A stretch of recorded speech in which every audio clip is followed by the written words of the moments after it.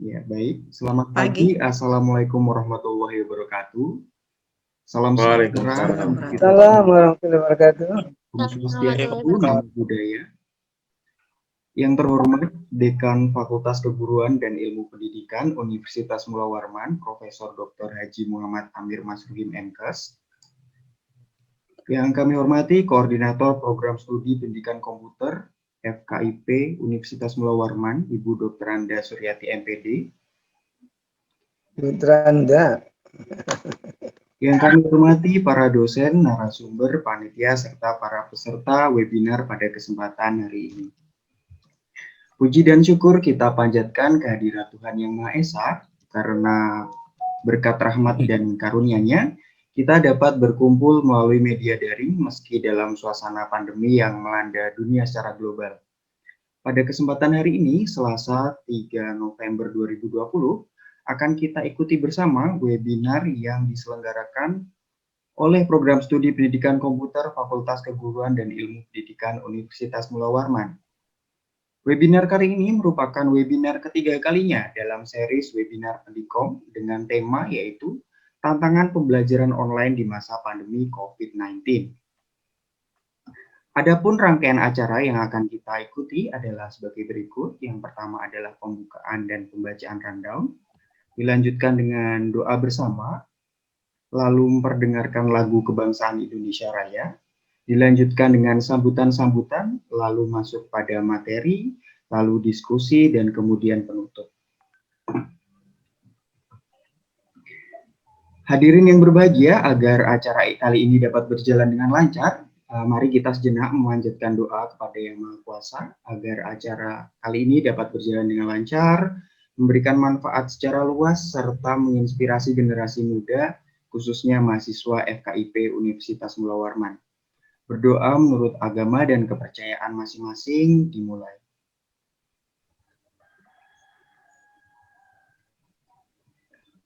Berdoa selesai.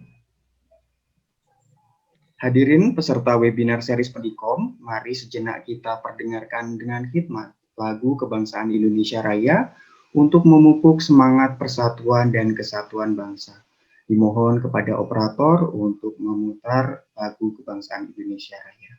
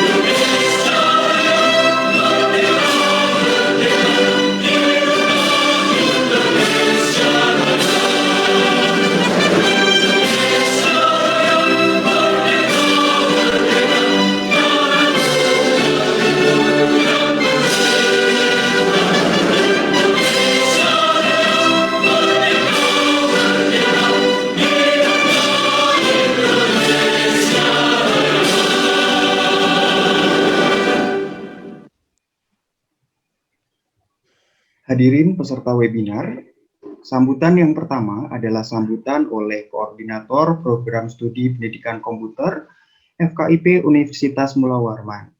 Kepada Ibu Dr. Anda Suryati MPD, dipersilakan. Bismillahirrahmanirrahim.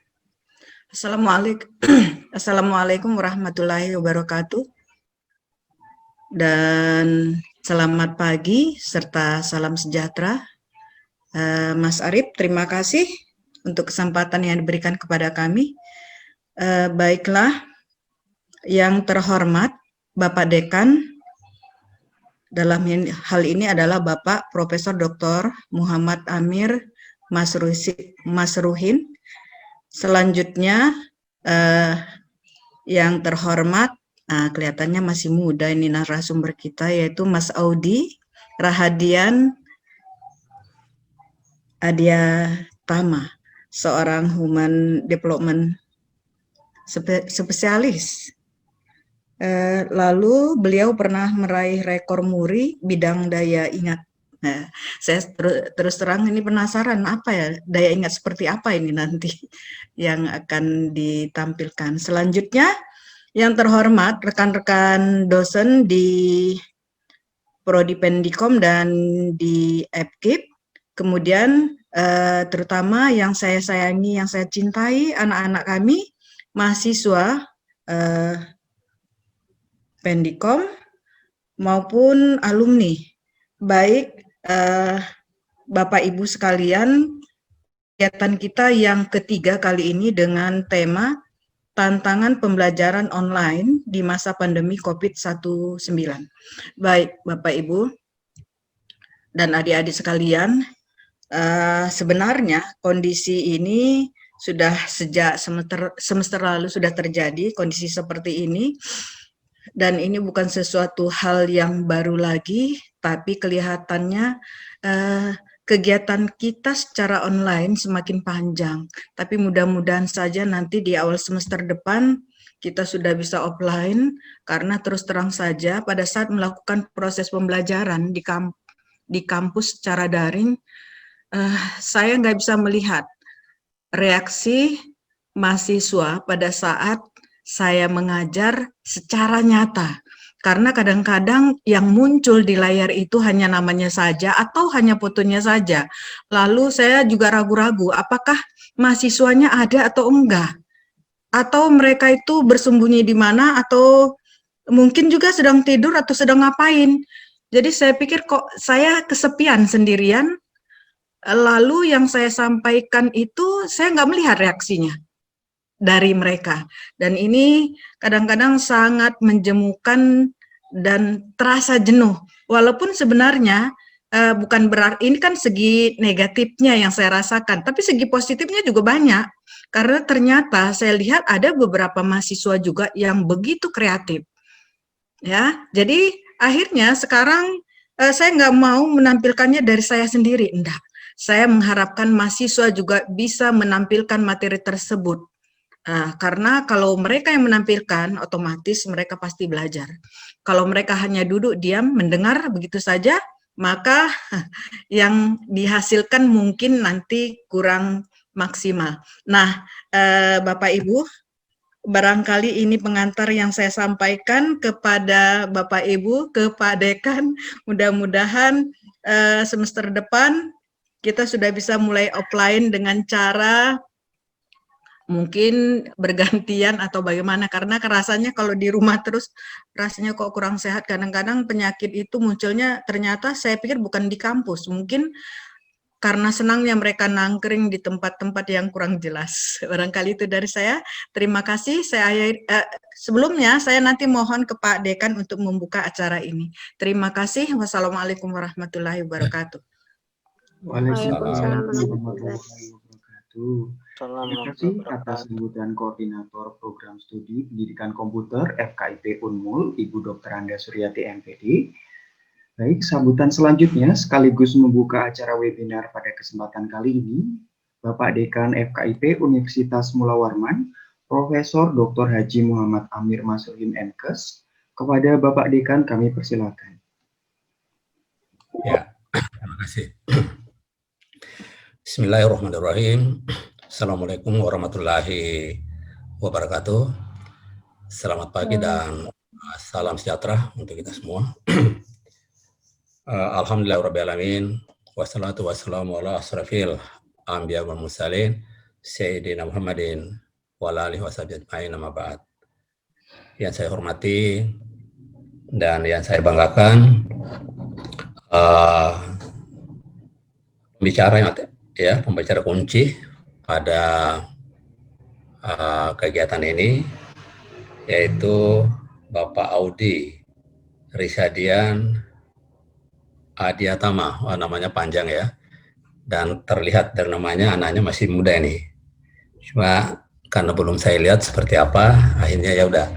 Dan satu kebanggaan yang kita dapat berikan kepada beliau, karena salah satu peraih rekor muri ya, bidang daya ingat tahun 2019. Ya, artinya mudah-mudahan kita yang sudah tua-tua ini, yang daya ingatnya sudah mulai menurun, bisa dikembalikan. Tidak mungkin 100%, tapi mungkin kedepannya tidak langsung terlalu jauh, tapi bisa direm, gitu ya. Dan ini sesuatu yang sangat bagus. Yang saya hormati koordinator prodi beserta kepala lab, kemudian ada Pak Herudin juga lab matematika, Bapak Ibu para dosen khususnya yang ada di komputer dan barangkali juga ada di yang lain, dan anak-anak mahasiswa yang saya cintai dan yang saya banggakan. Alhamdulillah, sama-sama kita panjatkan puji syukur pada Allah Subhanahu wa taala, karena pada pagi hari ini, kalau tidak salah dengar tadi yang ketiga ya, luar biasa. Itulah salah satu nilai positif dari pandemi ini. Kalau selama ini kita hanya melaksanakan sekali Semnas dalam 1 tahun, tapi dengan kegiatan pandemi yang sementara berlangsung ini, ternyata kita bisa melaksanakan lebih dari 1 kali. Komputer malah sudah masuk ke 3 kalinya. Alhamdulillah, mudah-mudahan ya dari apa yang sudah dilaksanakan selama ini, tidak hanya kita jadikan sebagai suatu simbol saja, banyaknya saja, tapi yang paling penting adalah apa yang diambil, apa yang bisa kita petik atau hikmah di balik para pembicara itu. Saya yakin karena komputer arahnya memang di bidang IT, sehingga tepat dan memang sangat diperlukan supaya kita mendapatkan informasi-informasi terkini, khususnya yang berhubungan dengan digital. Ya, Bapak Ibu dan koordinator prodi yang kami hormati, ya memang sih di dalam proses pembelajaran kita memang agak dikagetkan dengan adanya pandemi, karena selama ini kan selalu kita melakukannya dengan cara luring. Ya, ada sesuatu. Dan memang kita tidak pernah bayangkan kalau kejadiannya seperti ini. Tetapi di balik itu, ya, setiap kejadian yang terjadi pada diri kita itu pasti ada hikmah di balik itu. Ya, memang sih untuk segera kita beralih sesuatu yang baru agak susah. Ya, tapi hikmahnya salah satu di antaranya itu tadi webinar, laksanakan webinar. Kalau tadi yang seminar nasional, sekarang laksanakan 3 kali. Seandainya masih ada waktu, nah saya meminta lagi supaya laksanakan lagi berikutnya dan berikutnya. Kenapa? Karena bisa dilaksanakan dengan cara daring. Yang kedua, kalau selama ini kita melaksanakan seminar nasional yang hadir paling berapa orang, tapi dengan webinar ternyata bisa menghadirkan beratus-ratus orang. Malah kemarin matematika, kelihatannya pembaca rekor itu matematika, ada nggak Pak Januding ini? Bisa tembus lebih 1.000 partisipannya, luar biasa, ya, luar biasa. Jadi ini akan tetap kayaknya kita harus dorong, kita lakukan. Paling mungkin ke depan ya, kalau misalnya pandemi ini sudah berakhir, hal ini tetap kita lakukan, tapi mungkin kita lakukan dengan cara blended, ya. Jadi ada ya hal-hal yang bisa kita lakukan dengan cara luring, dan ada yang bisa kita lakukan dengan cara daring, oke ya. Ya, kenapa? Karena memang saya harapkan justru komputer lah yang menjadi pionir ke depan. Ya, yang menjadi arah ke depan dari 21 prodi, baik S1, S2, S3, tampil pertama komputer yang bisa memberikan pencerahan kepada teman-teman, tidak hanya kepada dosen, kemudian pegawai, tapi semua, ya, semua sivitas akademika FKIP Pemul. Nah, dengan dasar itu, apa yang Ibu Koordinator lakukan ini sangat-sangat berharga, dan seandainya saya tidak ada kegiatan di sebelah, saya mau ikut sebetulnya sampai terakhir, karena ada yang saya garis bawahi tadi itu adalah daya ingat itu. Ya, peraih rekor muri bidang daya ingat. Ini tolong nanti, kalau bisa di-share nanti Bu Sur anunya, materinya, bisa kita Baik, putar Prof. ulang di YouTube ya, supaya nanti Bapak cermati satu persatu bahwa kalau saya sudah usia seperti ini, kira-kira saya di mana sekarang ini berada ini, gitu ya. Daya ingatnya tinggal berapa. Nah, oke, saya pikir itu sebagai tambahan aja. Sekali lagi saya mengucapkan selamat kepada pendidikan komputer yang telah melaksanakan webinar ya. Yang lainnya sudah mulai berakhir dan ternyata komputer masih tetap menggeliat. Ya, artinya tidak ada hari tanpa penambahan ilmu atau melaksanakan kegiatan seperti ini. Baik, dengan mengucapkan Bismillahirrahmanirrahim. Kegiatan webinar dengan tema tantangan pembelajaran online di masa pandemi COVID-19 yang dilaksanakan oleh Pendidikan Komputer FKIP Unmul Universitas Mularman dengan resmi sama-sama kita buka. Terima kasih.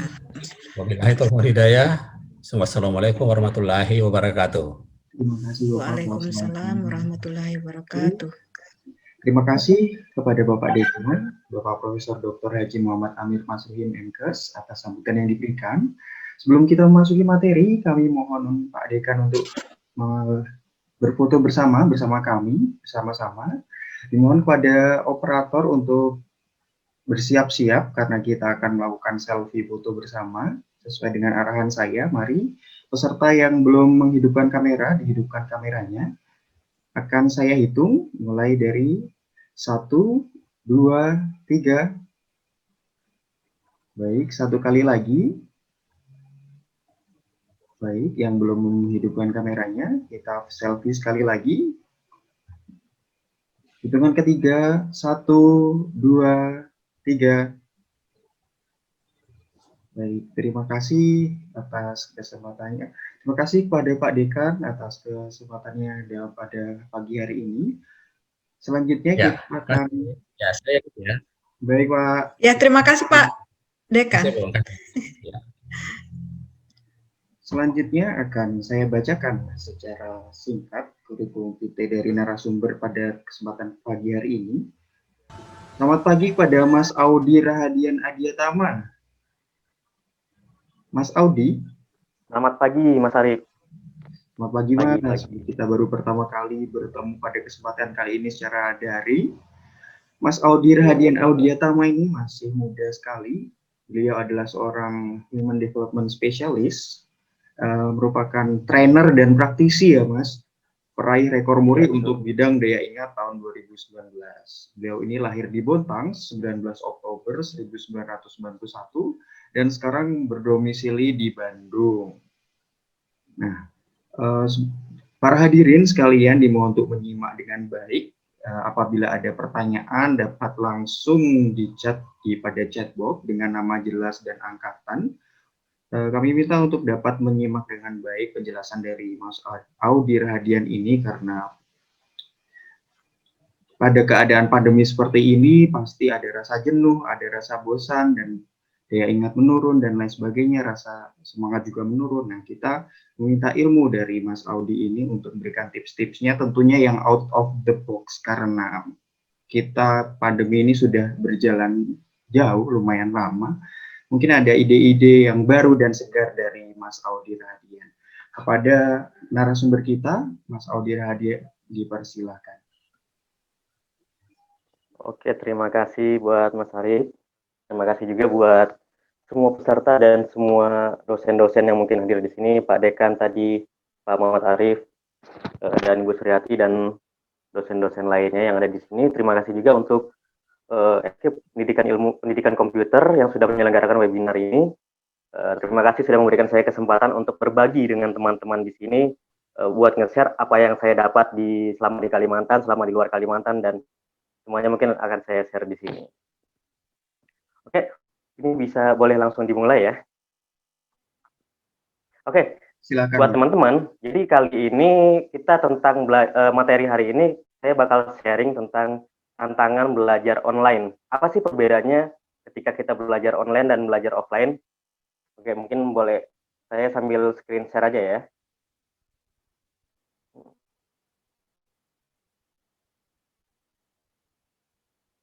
Oke, tunggu sebentar.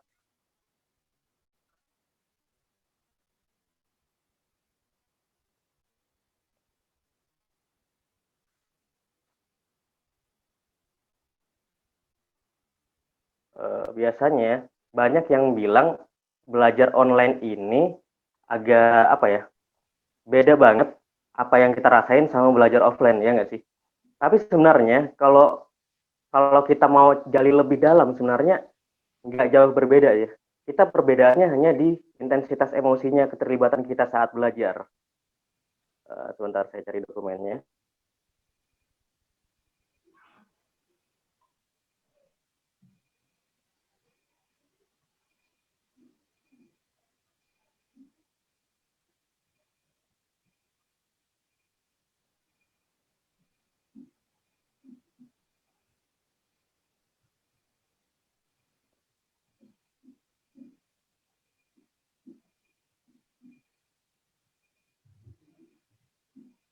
Baik Mas, sambil ngobrol-ngobrol ringan, gimana cuaca di Bandung hari ini? Cuaca di Bandung masih ini musim hujan hampir tiap hari musim hujan di sini. Kayaknya di sana juga ya. Mungkin boleh minta ini nggak dari operatornya aja yang screen share yang tadi udah dikirim Baik, pada filenya. operator, materi yang sudah diberikan mohon di-share screen karena narasumber kita terkendala. Oke, sambil nunggu screen share-nya kita ngobrol santai dulu ya. Jadi teman-teman Ya, boleh Mas. deh tulis di sini kira-kira apa kendala yang teman-teman alamin ketika belajar online gitu. Boleh sambil di-share aja kendalanya belajar online itu apa sih? Nah, jadi yang akan kita bahas di sini tantangan belajar online di masa pandemi COVID-19. Jadi sebenarnya ya, tanpa kita sadarin, kita tuh udah sering sebenarnya belajar online, tapi kita nggak ngeh kalau itu belajar. Nah, jadi 3 topik bahasan yang akan saya share di sini, gimana caranya belajar, teknik pencatatan, dan teknik mengingat. Karena belajar online ataupun belajar secara offline, hal ini yang kita perlukan. Kenapa? Banyak orang yang pengen menyerap informasi, dia pengen belajar sesuatu, tapi dia nggak tahu caranya belajar. Terus ada yang nanya, gimana sih caranya belajar? Emang ada? Bukannya kita cuma dengerin, belajar gitu aja udah. Enggak, teman-teman. Jadi sebenarnya ketika kita belajar, ada proses-proses yang bisa kita pelajarin. Jadi nggak asal-asal aja, kayak teknik pencatatannya itu seperti apa, teknik mengingat itu seperti apa. Kenapa sih kita harus mempelajari cara belajar? Ini yang akan saya share di sini. Boleh di selanjutnya? Oke, sedikit perkenalan singkat aja. Tadi sudah diperkenalkan. Nama saya Odi Rahadian, saya adalah seorang public speaker yang berfokus di bidang pengembangan diri. Saya mulai belajar, mulai mendalami bidang ini sebenarnya dari tahun 2009. Dari tahun 2009, awalnya saya fokus di dunia hipnosis. Jadi kalau ada teman-teman yang pernah dengar hipnotis atau hipnosis, awal mulanya saya bergerak di bidang itu. Jadi saya mempelajarin apa sih kegunaan hipnosis ini untuk pengembangan diri, untuk belajar apa sih gunanya, ternyata bisa. Nah, setelah pelajaran itu, setelah beberapa tahun pelajaran itu, yaitu membawa saya untuk akhirnya mendapatkan penghargaan peraih rekor muri bidang daya ingat di 2019 yang lalu. Jadi masih baru ya, masih tahun lalu. Tapi sebenarnya tesnya itu udah dari tahun 2018. Dites, baru keluar pengakuannya, sertifikatnya di tahun 2019. Jadi buat yang penasaran, saya ngapain aja sampai bisa ngeraih rekor muri. Jadi di tahun 2018 yang lalu ada sebuah event organizer bikin agenda untuk mengingat ensiklopedia. Jadi di situ saya ikut berpartisipasi jadi salah satu peserta untuk mengingat ensiklopedia itu. Waktu itu ada 6 ensiklopedia, tapi kita nggak ngingat semuanya. Kita nggak ngingat 6-6-nya. Jadi hanya dipilih beberapa ensiklopedia yang mana yang mau kita ingat. Jadi seperti itu teman-teman. Jadi itu banyak pesertanya, nggak cuma saya sendiri, juga ada sekitar 100-an orang itu dites satu persatu. Akhirnya di tahun 2019 keluar sertifikatnya dan diakuin oleh muri gitu. Nah, terus baru di tahun 2020 ini juga saya mengikuti sebuah kompetisi daya ingat dan akhirnya mencapai gelar lagi sertifikasi sebagai International Memory Practitioner. Jadi mungkin buat teman-teman yang belum tahu, ada loh olahraga memori. Jadi ini memori ini diperlombakan. Jadi kita tugasnya kita cuma mengingat, dikasih soal-soal dan kita mengingat, diperlombakan, dan itu ada tahapan ujiannya tersendiri. Nah, untuk di Indonesia sendiri, untuk mencapai gelar International Memory Practitioner itu cuma diadakan setahun sekali. Nah, kebetulan tahun ini saya ikut dan berhasil mendapatkan gelar itu. Oke, itu aja perkenalan singkat dari saya, teman-teman. Mungkin kita bisa masuk di slide berikutnya. Jadi untuk sekarang ini fokus saya di learning hacks. Learning hacks itu gimana sih caranya kita belajar. Nah, kita akan belajar caranya belajar. Boleh teman-teman tulis deh di teks mungkin apa ya? Tantangan kesulitan teman-teman apa ketika belajar online? Yang paling sulit itu. Baik, silahkan teman-teman mahasiswa untuk menuliskan kesulitannya selama pembelajaran online pada chat box untuk kita pelajari. Nanti kita diskusikan bersama apa sih kesulitannya ketika belajar online. Seperti tadi yang kata Ibu Suryati katakan, kesulitan sebagai pengajar pun ada kesulitannya ya. Sebagai pengajar kesulitannya adalah kita tidak tahu bagaimana ekspresi peserta-peserta pelatihan gitu kan, peserta didik. Nah, biasanya begitu juga yang terjadi di kita sebagai peserta. Kita sebagai peserta kadang karena saking nganggap oh ini belajar online aja nih. Ya udah akhirnya seperti yang dikatakan Ibu Suryati tadi, akhirnya banyak yang nggak nyalakan kamera, banyak yang mungkin sambil baring-baring, sambil nonton, ataupun sambil yang lainnya, akhirnya tidak ada proses belajar. Tidak ada proses belajar. Jadi di sini saya ingin tegaskan adalah, gimana sih cara belajar itu, yaitu tentang memberikan kesadaran penuh pada sebuah momen. Jadi ketika kita ingin menyerap informasi, ingin mempelajari sesuatu, kita harus terlibat. Kita harus terlibat secara penuh. Perbedaan terbesar, biasanya ya, perbedaan terbesar ketika kita belajar online dan belajar offline adalah ketika kita belajar offline, kita terlibat dalam proses itu. Ada teman-teman, kita bisa menatap wajah yang mengajar, dan akhirnya kita ada emosinya di situ. Kita merasa terlibat, merasa diikutsertakan dalam proses pembelajaran, ya enggak? Tapi ketika kita belajar offline, sebenarnya walaupun sama ya, misalnya ketika ada dosen mengajar, kita rekam, kita masukkan di YouTube, dan akhirnya kita nonton ulang, ada perbedaan, walaupun sebenarnya sama persis ketika dia mengajar offline dan online. Kenapa? Yaitu keterlibatan tadi, teman-teman. Ketika di online kita merasa ada jarak. Ketika kita merasa ada jarak, akhirnya kita ngerasa nggak perlu nih belajar, nggak perlu nih kita memberikan fokus yang besar di situ. Nah, ketika kita sudah tidak memberikan fokus yang besar, otomatis proses belajar ini nggak terjadi, teman-teman. Jadi kita cuma mungkin kita sekedar ngelihat, nyimak, cuma ya sekedar gitu aja gitu, kita nggak memperhatikan banget. Contohnya simpel deh, kenapa orang-orang masih mau nonton konser, misalnya pergi nonton langsung ke konser, daripada cuma sekedar nonton TV gitu. Walaupun di TV kita udah sering lihat, cuma ketika ada konsernya di kota kita, misalnya di suatu band tertentu, kita pasti datang nonton. Kenapa? Karena kita ngerasa ingin terlibat lebih jauh dalam proses konser itu. Kita ingin lihat secara langsung gitu kan. Ada jaraknya udah nggak terbatas lagi gitu. Walaupun penampilannya ketika di TV dengan di lapangan sama. Tapi dengan batas jarak itu, ketika kita bertemu langsung itu nggak ada batas, nggak ada jarak, seolah-olah nggak ada jarak, itu membuat kita terlibat langsung, fokus kita penuh di situ. Sama misalnya ke teman-teman nonton ini juga, acara misalnya lawak, stand up komedi. Banyak kan ya kecenderungan, ketika kita nonton langsung, akan berbeda dengan ketika kita nonton nggak langsung, biasanya cuma dari TV. Mungkin yang tadinya kita nonton di TV kok biasa aja, tapi kalau kita nonton stand up komedinya secara langsung, bisa jadi itu lucu banget. Kenapa? Karena ada perbedaan investasi emosi tadi. Ada perbedaan keterlibatan. Ketika kita nonton dibatasin TV, dibatasin gadget, itu masih berjarak. Dan akhirnya kita ngerasa, ya fokus kita nggak ada di situ. Gitu. Boleh di slide berikutnya? Nah, jadi ini 3 hal yang saya rangkum tentang kesulitan belajar.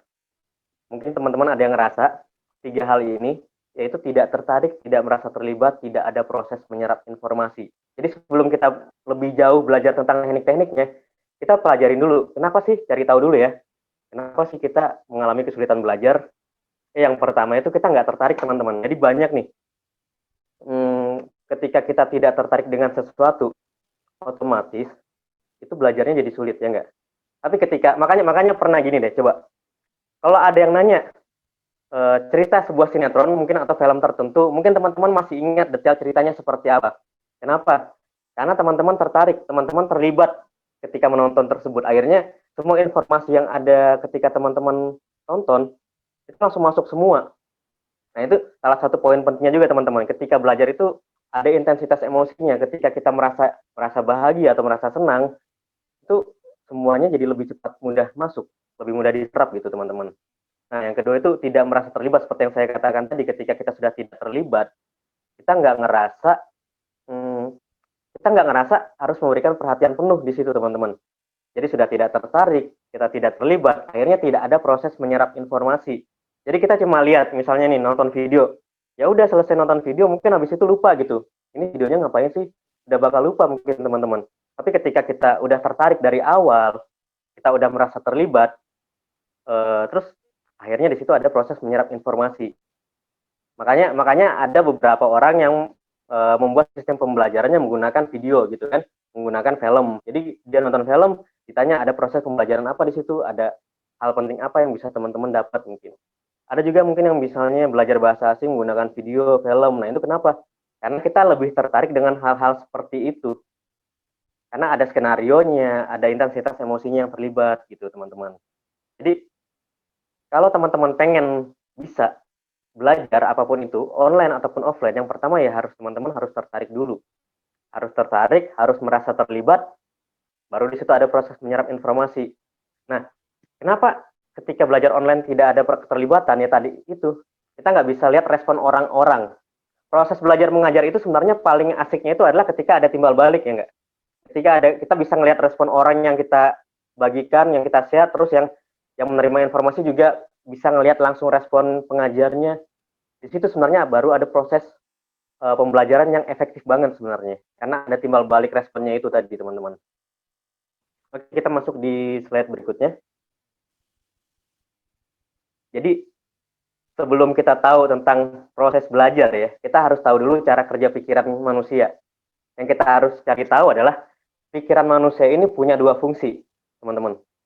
Jadi, pikiran manusia ada yang namanya pikiran sadar, ada juga yang namanya pikiran bawah sadar. Pikiran bawah sadar ini apa sih? Pikiran bawah sadar ini gudangnya informasi, teman-teman. Jadi ketika kita sudah menerima informasi, itu tersimpannya di pikiran bawah sadar kita. Sama seperti misalnya kalau kita baru belajar naik motor ya. Ketika kita baru belajar naik motor, mungkin di awal-awal kita masih mikir yang mana sih ngegas, yang mana sih rem, yang mana sih kuncinya, nyolok kuncinya di mana, itu semua kita masih berpikir. Tapi ketika kita ada proses pembelajaran, informasi itu udah masuk di pikiran bawah sadar. Ketika informasi itu udah masuk di pikiran bawah sadar, itu kita udah bisa jadi otomatis. Nah, pertanyaannya, gimana cara memasukkan sebuah informasi ke pikiran bawah sadar kita supaya lebih mudah diingat? Boleh di slide berikutnya. Jadi teman-teman, pikiran pikiran bawah sadar identik dengan simbol-simbol. Nah, jadi ketika kita ingin memahami cara kerja pikiran, terutama pikiran bawah sadar, kita akan berhubungan dengan simbol-simbol. Coba deh gini, kenapa teman-teman sulit mengingat biasanya? Karena cara kerja otak pikiran kita itu nggak runut, teman-teman. Kalau mungkin teman-teman bikin catatan misalnya per baris pertama, baris kedua, baris ketiga, baris keempat, dan seterusnya ke bawah, itu kan metodenya metode runut banget ya.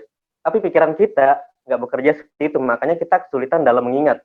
Hampir sebagian besar orang pasti mengalami kendala dalam mengingat, dalam belajar. Kenapa? Karena biasanya terletak di kesalahan menyerap informasi. Ketika mencatat informasi secara runut, ya enggak?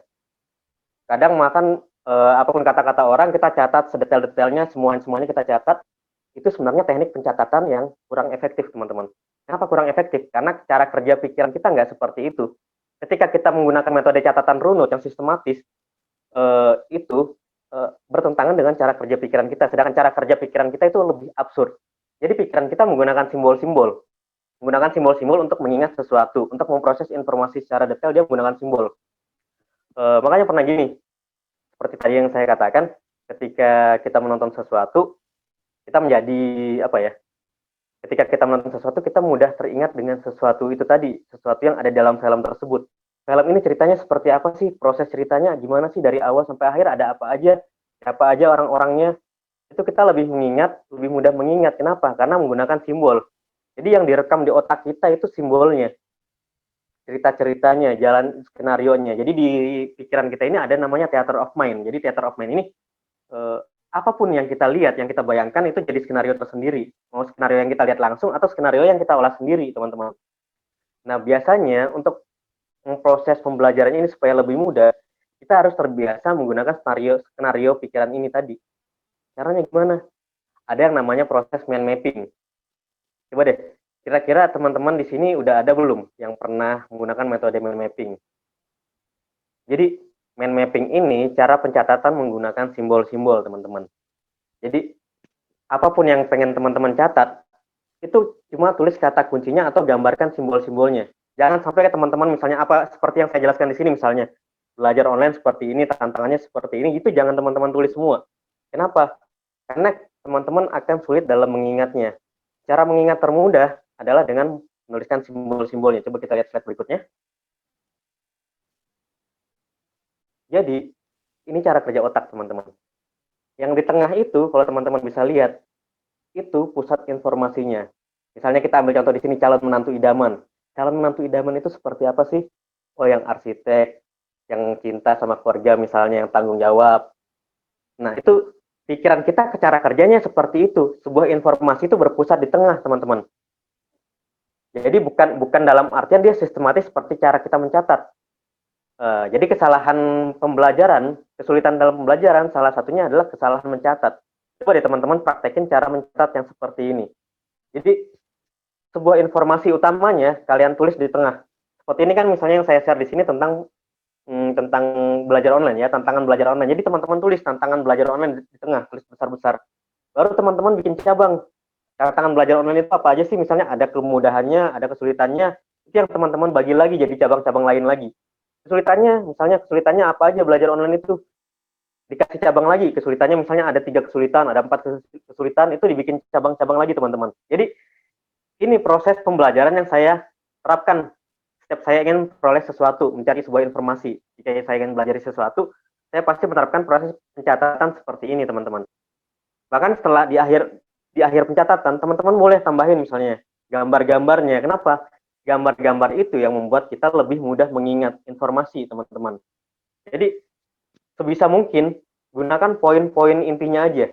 Ketika teman-teman mencatat, jangan catat semua kata-kata yang diucapkan oleh pemateri, jangan.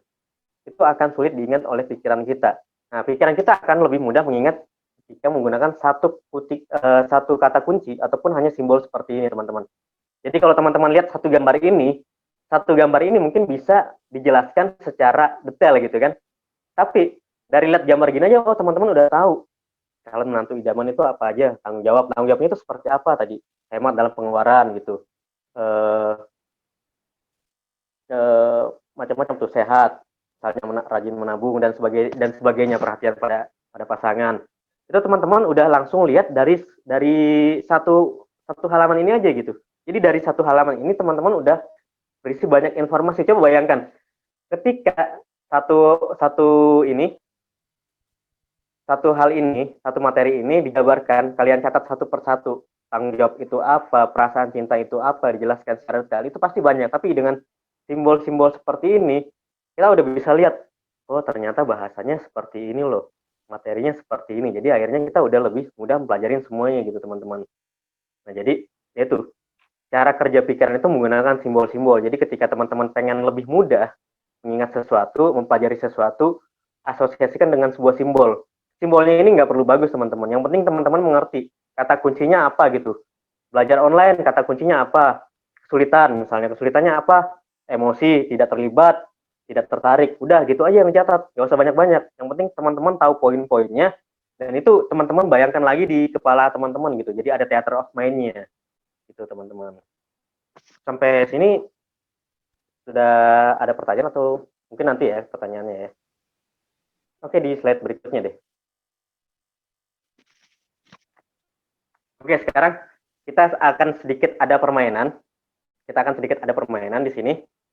Coba sekarang teman-teman bisa lihat di sini ada banyak kata. Saya pengen teman-teman ingat kata-kata ini ada sekitar 20 kata dalam waktu kira-kira berapa? 1 menit, 2 menit, atau berapa? Kita kasih waktu 1 menit aja ya.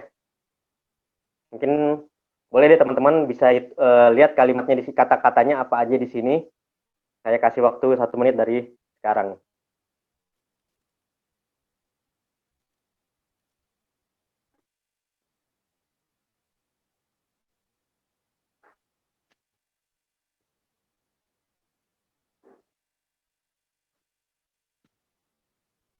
Diingat semuanya kata-katanya dan bisa mungkin berurutan.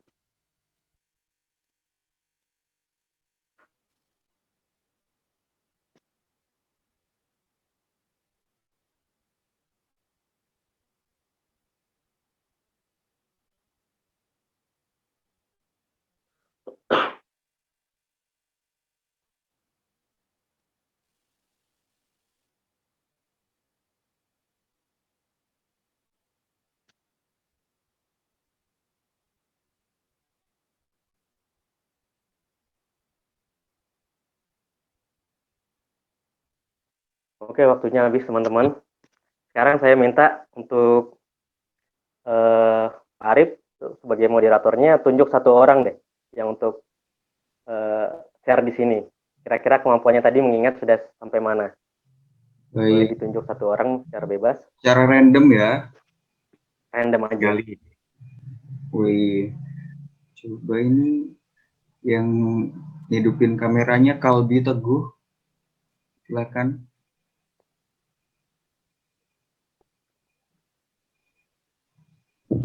Boleh. Ya, Oke. saya akan mencoba mengingat. Tadi sudah dilihat kata-katanya ya? Ya. Screen-nya boleh dipinggirin aja, diganti slide-nya aja biar nggak kelihatan. Oke, tadi kata-katanya ada apa aja? Kerja apa tadi? Gajah. Lalu? Ada apa lagi? Gajah. Lompat-lompat. Gajah. Kolam. Gajah. Kolam. Berurutan bisa nggak? Ya, itu. Kurang bisa kalau berurutan. Ya udah diacak aja. Kalau gitu diacak nggak apa, Ya. diacak. Gajah, kolam, apa lagi? Gajah, 1 menit loh kolam, tadi waktunya topi. ya. Gajah, kolam, topi, pasir, jam tangan, Raffi Ahmad, televisi, rumput. Ada rumput, lalu tumbuhan, komputer, apa lagi?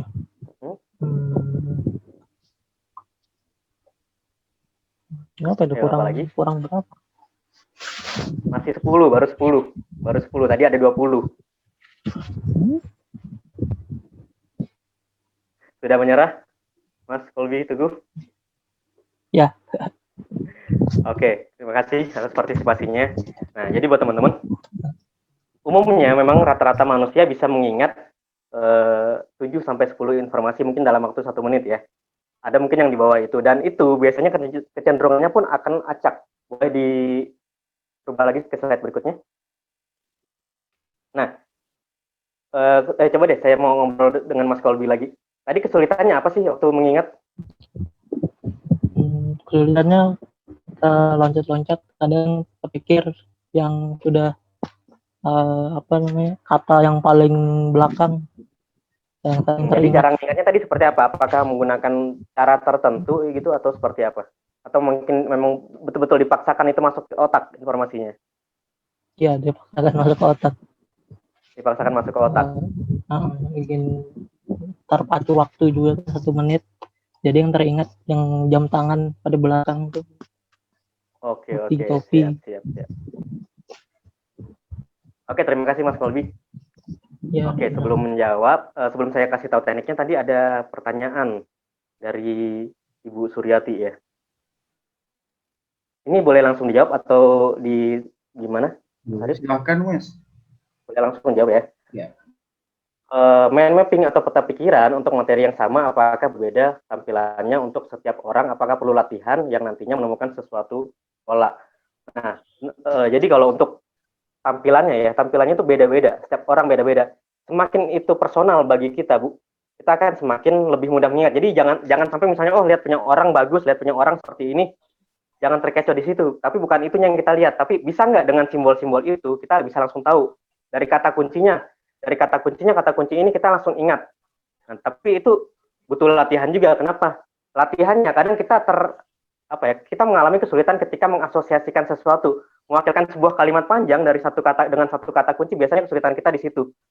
Ada satu paragraf nih, misalnya kita belajar ada satu paragraf panjang, kira-kira di paragraf ini bisa diwakilkan dengan kata kunci apa? Nah, kesulitan kita biasanya begitu, menentukan kata kunci untuk satu bahasan yang panjang.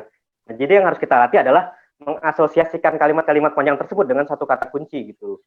Jadi kalau tampilannya udah otomatis berbeda. Jadi setiap orang punya tampilan sendiri-sendiri. Yang penting semakin kita ngerasa gambar kita itu, tampilan mind mapping itu personal bagi kita, itu semakin mudah untuk kita ingat gitu.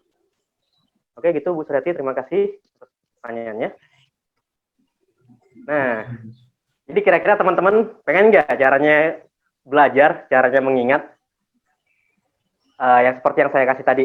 Tadi kan ada 20 hal ya, 20 kata benda dan ada juga nama orang di situ untuk diingat secara cepat. Mau tahu triknya nggak, metodenya? Jadi ya. Tahu. Ada nggak di sini tadi yang mengingat dengan cara tertentu, yang caranya nggak seperti Mas Kolbi tadi. Kalau Mas Kolbi kan tadi kan memaksakan kalimat-kalimat itu untuk dimasukkan dalam pikirannya gitu. Ada yang punya metode tersendiri nggak sebelumnya? Ingat nama Raffi Ahmad ya, Pak. Kenapa? Mengingat kata kuncinya Raffi Ahmadnya, Pak.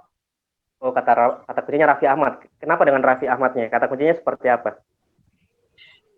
Yang saya tahu kan Raffi Ahmad kayak jadi mobil, kemeja, jam tangan, topi, ya itu masuk ke arah Raffi Ahmadnya, masuk ke kayaknya Raffi Ahmad gitu ya? Iya, Pak. Oke, apa aja? Jadi kata kuncinya cuma satu di Raffi Ahmad. Satu kata kunci untuk mewakili 19 benda. Berarti kayaknya agak sulit. Berarti kan kita harus tahu Raffi Ahmad ini punya 19 kekayaan. 19 benda tadi apa aja. Tetap sulit, ya enggak? Paling kita bisa ingat 5 atau 7 biasanya. Tapi kita mengambil teknik seperti kita menonton sebuah film.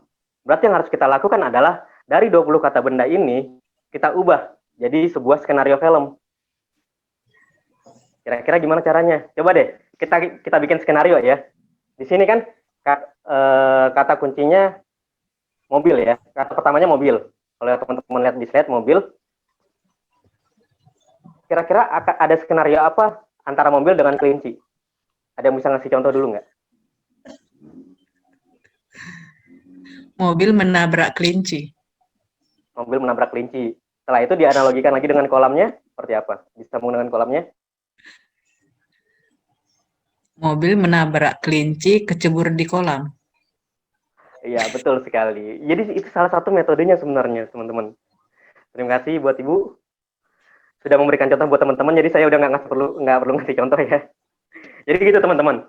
Lebih mudah mengingat ketika kita membuat skenario dalam apa yang ingin kita ingat tadi. Contoh di sini ya, mobil, kelinci, kolam. Jadi kita bikin skenario misalnya mobil menabrak kelinci, akhirnya kelinci jatuh ke kolam, akhirnya diselamatin sama gajah, tapi gajahnya kaget nih, akhirnya dilempar kelincinya sampai kena pintu. Udah kena pintu nih, kelincinya akhirnya ganti baju. Karena basah kan habis kecebur kolam, dia pakai kemeja. Ternyata yang dipakainya itu kemeja ajaib, teman-teman. Akhirnya dia terbang seperti layang-layang. Pas dia terbang kayak layang-layang, dia bagi-bagi permen. Nah, ada satu permennya yang turunnya itu ke bumi itu keras banget sampai jatuh kena televisi orang. Jadi televisi itu terlempar ke rumput gitu. Setelah televisinya terlempar ke rumput, itu diambil sama Raffi Ahmad, ditaruh di samping meja komputernya gitu. Nah, di samping meja komputer juga ada tanaman. Dalam pot tanamannya itu ada kuas cat, teman-teman. Kuas catnya itu sekali diambil kayaknya rapuh banget. Oh, ternyata dia bukan dari kayu, tapi dari pasir kuas catnya. Nah, karena dari pasir, kita ngelihatnya, oh pasir ini kayak selai roti ini, kayaknya bisa nih pasirnya ditaruh di atas roti. Tapi rotinya jangan dimakan, teman-teman. Rotinya ditaruh di atas kepala aja kayak topi. Jadi sambil kita pakai topi yang dari roti tadi, sambil joget-joget. Cuma hati-hati loh, lupa waktu joget-jogetnya, makanya harus pakai jam tangan gitu. Kira-kira lebih sulit mana mengingat yang pertama dengan skenario yang barusan? Sulit yang mana kira-kira? Sulit yang pertama. Sulit yang pertama kan, karena kita bingung kata-katanya ini mau diapakan, tapi ketika ada skenario, mungkin kita bakal bisa ketawa-ketawa sendiri dengan skenario yang kita bikin itu. Kuncinya di sini adalah gunakan skenario yang aneh, seaneh mungkin, selucu mungkin. Kenapa? Karena pikiran kita tidak akan memproses informasi yang biasa-biasa aja. Contoh ya, kalau kita ketemu orang, pasti kita mencari sesuatu yang berbeda dari orang tersebut. Entah keanehan apa gitu kan. Ingat nggak, waktu kecil mungkin kita punya teman, yang temannya ini kita asosiasikan dengan fisiknya misalnya. Fisiknya ada yang berbeda dari yang lainnya, misalnya ini misalnya si Andri, misalnya Andri kurus. Kalau ini misalnya Agus bibir, karena bibirnya lebih tebal mungkin. Secara nggak sadar kita udah membentuk asosiasi supaya kita lebih mudah mengingat. Ya sama seperti ini tadi, kita menggunakan sebuah asosiasi dan skenario supaya kita lebih mudah mengingat sesuatu yang tadi teman-teman. Jadi mungkin kalau teman-teman dalam 1 menit tadi cuma bisa 10 kata benda, dan bahkan itu pun nggak bisa berurutan, kalau teman-teman pakai skenario tadi, bahkan teman-teman bisa diacak loh benda-bendanya. Maksudnya bisa berurutan. Bahkan misalnya kalau ada yang nyebutin, coba disebutin berurutan dari nomor 1 sampai 20, teman-teman bisa. Kalau di sebaliknya juga bisa, dibalik. Nyebutin benda dari yang nomor 20 sampai ke 1, dibalik penyebutannya, bisa juga. Karena itu yang sering saya lakukan dulu, waktu awal-awal belajar. Jadi saya membuat sebuah skenario, dan saya mendemonstrasikannya menghafalkan 10 benda, dan itu saya hafalkan secara berurutan. Terus tantangan lainnya nanti ada salah satu orang yang menyebut misalnya benda nomor 15, benda apa, saya bisa menyebutkannya gitu teman-teman. Kira-kira teknik ini pernah ada yang pakai nggak sebelumnya? Atau pada baru tahu semua nih? Baru tahu. Baru tahu semua ya. Ini sebenarnya teknik-teknik mengingat banyak sih, banyak banget teknik-teknik mengingat. Tapi yang harus kalian pelajarin itu ya sedikit-sedikit dulu. Karena kalau udah di kompetisi ya, kalau di kompetisi biasanya yang udah kita ingat bukan puluhan lagi, bisa sampai ratusan yang harus kita ingat. Dan itu metodenya agak sedikit berbeda, lebih kompleks daripada yang metode yang tadi saya share. Jadi ini metode untuk mengingat yang sedikit-sedikit dulu. Karena ada banyak sekali metode-metode untuk cara mengingat. Salah satunya ya tadi. Gitu teman-teman. Tadi ada pertanyaan sepertinya. Coba kita lihat dulu pertanyaannya.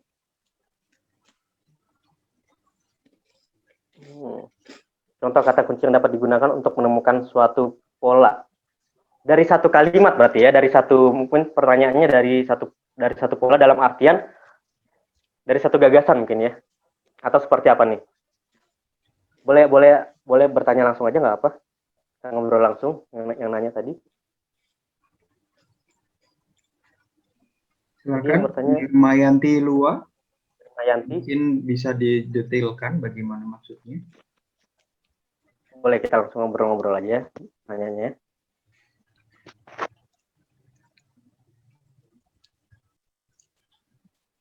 Cara menemukan pola, kata kunci. Jadi itu kita kalau misalnya ini ya, harus cepat mencari sebuah ide gagasan sebenarnya. Mau diskusi dulu nggak? Tadi orangnya mana nih yang mau nanya? Kalau nggak ada, mungkin saya langsung jelasin aja ya. Cara menemukan sebuah pola, sebenarnya kita harus cari ide pokoknya, gagasannya, teman-teman. Jadi gagasan dari satu kalimat itu, garis besarnya apa sih? Kayak tadi, saya menjelaskan tentang pembelajaran online. Garis besarnya apa yang saya jelaskan tadi? Kesulitannya ternyata yang saya jelaskan. Oh ya, kesulitan belajar online itu seperti ini sih. Nah, dari kesulitan itu kan udah nemu satu pola. Oh, dari yang dijelasin tadi pembelajaran online itu apa? Kesulitannya. Jadi kesulitannya dibagi lagi, bentuk pola baru lagi, kesulitannya ada apa aja. Ibaratnya kayak kita bikin pohon faktor sih sebenarnya. Mirip-mirip sama pohon faktor. Cuma kan kalau pohon faktor kan ke bawah. Kalau ini kita menyeluruh, sama kayak cara kerja pikiran kita, soalnya pikiran kita bentuknya, cara kerjanya abstrak. Dia pusat informasinya ada di tengah dan yang lainnya menyebar. Gitu teman-teman. Jadi cara mencari sebuah pola ya kita harus cari ide pokoknya dulu. Ide pokok dari kalimat-kalimat itu. Ketika misalnya 2, 3 paragraf sampai 5 paragraf punya ide pokok yang sama, gagasan yang sama, pembahasan yang sama, kita bisa langsung jadi satukan aja. Oh ini 5 paragraf punya satu kata kunci nih, punya satu ide pokok. Paragraf ini ngebahas tentang belajar. Ya udah itu aja gitu. Jangan kita bikin satu paragraf satu ide. Kalau untuk di catatan ya, untuk mencatat dengan metode mind map. Kenapa? Karena juga akan jadinya lebih banyak. Jadi yang kita catat itu per gagasan. Jadi satu gagasan itu bisa mencakup mungkin 2 paragraf, 3 paragraf, 5 paragraf, gitu teman-teman. Jadi ya harus ini deh. Contoh, kalau teman-teman pengen tahu gimana sih caranya mempelajari sesuatu dengan cara cepat, terutama membaca buku. Di sini biasanya teman-teman kalau baca buku, daftar isinya dibaca nggak? Atau mungkin cuma sebatas dibaca gitu aja, oh daftar isi, ya udah gitu mungkin. Sebenarnya ketika kita membaca daftar isi itu proses pengenalan otak kita terhadap materi itu secara keseluruhan, teman-teman. Jadi biasanya kalau ketika saya ingin pelajari sesuatu, sebuah buku misalnya ya, itu yang daftar isinya itu yang saya bikin cabang-cabang. Itu kalau misalnya di buku. Daftar isinya itu yang saya bikin cabang-cabang gitu. Oke, dari pertanyaan dari Mira tentang lagu. Jika kita mengingat suatu informasi dengan metode yang mendengarkan lagu, apakah itu metode juga itu efektif selain dari menggunakan metode mind mapping? Ini efektif, tapi yang harus teman-teman ingat, nggak semua orang bisa dengan mudah membayangkan, ya nggak? Nggak semua orang bisa dengan mudah theater of mind-nya dia bisa memetakan pikirannya. Ketika kita mendengarkan sebuah lagu, kita bisa belajar dengan cepat, tapi itu nggak semua orang. Kenapa? Karena belum tentu orang misalnya ngingat dengan kata-kata ini, oh dia langsung hafal semuanya gitu. Enggak. Jadi kita harus tahu dulu, kira-kira kita bisa nggak dengan metode gaya belajar untuk mendengarkan lagu. Kalau nggak bisa, ya kita tetap harus menggunakan mind mapping. Saya sendiri misalnya kalau metode menggunakan suara, tetap mempelajari itu, tapi tetap mind mapping juga ketika saya butuh butuh banget informasi itu. Kenapa? Perbedaan mendasarnya ya. Pernah ngalamin gini nggak? Biasanya ya, mahasiswa, cuma saya di sini yakin nggak ada di sini. Biasanya mahasiswa atau terutama anak-anak SMA biasanya. Kalau mau ulangan, SMA sih biasanya paling banyak. Kalau mau ulangan kita bikin kerepean, contekan kecil-kecilan ya nggak. Kita nulis di kertas kecil, kita bikin contekan. Pasti ada yang kayak gitu tuh, anak-anak SMA mungkin. Tahu nggak? Kebanyakan ya biasanya. Kebanyakan ketika kita selesai menulis, misalnya kita ulangan itu justru nggak kepake. Kenapa? Kita akan ingat dengan sendirinya. Ini kan yang tadi saya tulis nih. Ini yang tadi saya tulis ada kata-kata ini masih ingat nih. Nah itu kenapa lebih baik menggunakan mind mapping? Karena ada kegiatan motorik. Jadi tangan kita ikut bergerak di situ menulis sesuatu. Dan ketika tangan kita bergerak menulis itu lebih mudah diingat. Makanya ketika teman-teman mencatat, lebih bagus mencatat di laptop, gadget atau menulis. Sebenarnya lebih bagus menulis. Kenapa? Karena itu lebih mudah diingat daripada sekedar kita mengetik. Proses motoriknya kurang sekali kalau kita cuma mengetik. Jadi kalau teman-teman pengen mencatat, lebih bagus itu mencatatnya di kertas, ditulis langsung. Ya, mungkin belum menggunakan mind mapping, catat biasa nggak apa-apa. Yang penting dilatih tangannya untuk menulis. Kenapa? Ketika kita menulis, itu proses informasi lebih kuat. Jadi yang tadinya kita nggak usah belajar deh. Kita nggak belajar aja ketika kita menulis sesuatu, kita akan lebih mudah mengingat apa yang kita tulis. Itu akhirnya ada proses pembelajaran dengan sendirinya, teman-teman. Makanya di situ pentingnya mencatat. Gitu, teman-teman. Jadi ketika menggunakan lagu, film, dan lain sebagainya, bisa. Cuman kalau kita butuh dikejar waktu ya, mind mapping ini yang paling efektif. Kenapa ya? Karena kita cuma mencatat semuanya, tinggal lihat satu, udah. Coba deh, teman-teman aplikasikan. Setiap dosen ngasih materi, satu hari itu, satu pembahasan dari dosen itu, kalian jadiin di satu kertas HVS. Jadi dulu saya biasanya kalau nyatat itu, pakai, kalau nggak pulpen warna-warni, spidol. Jadi ketika ada yang menjelaskan, saya langsung berkreasi sendiri dengan spidol warna-warni tadi. Saya catat poin-poinnya, dan ketika saya butuh, saya cuma lihat kertas-kertasnya itu aja. Kertas satu halaman itu udah mencakup semua pembahasan dari satu hari penjelasan dosen itu tadi. Kertas kedua, udah. Jadi kalau teman-teman pengen mau kuis gitu kan, mau UTS sudah enak. Teman-teman nggak lihat catatan yang banyak-banyak lagi, cuma lihat gambar-gambar, bikin skenario sendiri di pikiran teman-teman. Oh ini ternyata seperti ini gitu loh. Dan itu pasti lebih mudah.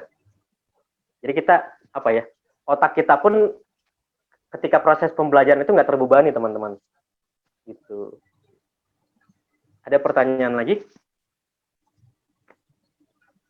Atau tentang teknik mengingatnya ini, bikin senarionya seperti apa? Atau mungkin ada teman-teman yang mau nyoba ke saya, mungkin misalnya teman-teman ada yang nulis 20 kata benda, dicoba ke saya, bisa nggak kira-kira saya ingat 20-nya? Ini mau dites. Kalau lebih banyak waktu boleh. Tes Mas Rahadian, Audi Rahadian. Dipersilakan kepada teman-teman.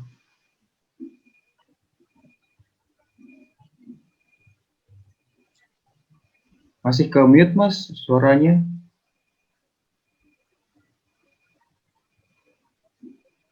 Mas Audi, audionya masih dalam posisi mute. Sorry. Jadi gimana teman-teman? Mau ada yang mau coba nantang saya mungkin misalnya kasih 20 kata benda. Kalau tadi kan saya udah nantang teman-teman memberikan 20 kata benda. Teman-teman coba mengingat. Mungkin teman-teman mau ngetes, benar nggak sih bisa ngingat 20 kata benda misalnya? Kalau ada yang mau silakan, karena materinya sebenarnya udah habis sampai di sini. Jadi kita belajarnya tentang dua itu aja sih sebenarnya. Tentang teknik pencatatan sama teknik mengingat. Gitu.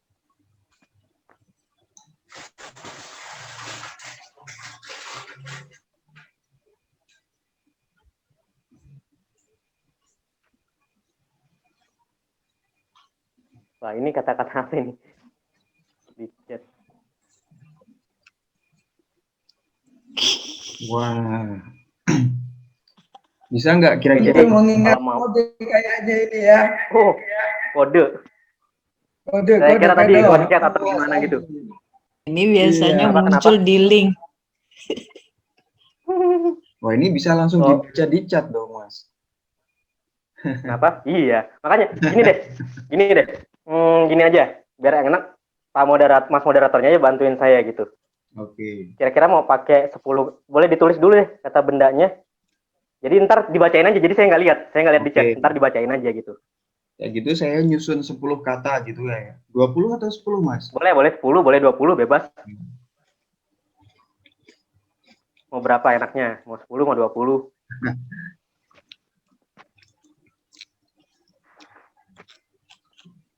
Jadi gitu teman-teman, jadi kalau sambil Mas Harif nulis, boleh teman-teman kalau mungkin ada yang pertanyaan, boleh kita ngobrol langsung atau mungkin di chat. Itu pentingnya ngetahuin cara belajar ya seperti itu, kita harus tahu dulu cara kerja otak kita. Ketika kita sudah tahu, oh cara kerja otak kita ternyata seperti ini, ya kita akan lebih mudah mengingat informasinya teman-teman. Nah, tapi seperti yang saya bilang, jadi kalau teman-teman udah praktekin ini deh, praktekin mengingat ini, next time kalau teman-teman misalnya pengen share ke saya, ini udah praktekin, atau mungkin ada yang pengen nyoba, kira-kira ada teknik lain nggak? Boleh ntar kita sharing-sharing, boleh teman-teman cari di Instagram, mungkin ada di slide itu juga. Kita bisa sharing-sharing, next kapan aja kita bisa sharing-sharing berhubungan dengan ingatan ini, memori. Jadi buat teman-teman, yang pasti ya, apapun yang saya share di sini, teknik pencatatan, teknik mengingat, itu nggak akan bisa teman-teman nggak bisa teman-teman kuasain kalau teman-teman nggak mengaplikasikan. Jadi poin pentingnya adalah coba jangan gini deh, jangan sampai teman-teman takut salah misalnya, oke, desain mind mapping saya kurang bagus nih, tulisan saya masih jelek. Itu fungsinya mind mapping, bukan teman-teman perlihatkan ke orang lain, tapi fungsinya adalah untuk teman-teman, ke diri teman-teman sendiri aja gitu. Jadi nggak perlu takut poinnya ini benar nggak? Oh kayaknya di gagasan kalimat paragraf yang ini kayaknya poinnya nggak masuk deh. Cuma kalau teman-teman mengerti, makin tahu. Ketika teman-teman melihat kata kuncinya, misalnya belajar online. Oh belajar online ini apa aja yang dibahas di belajar online tadi, teman-teman udah langsung tahu gitu. Yang paling penting sih itu.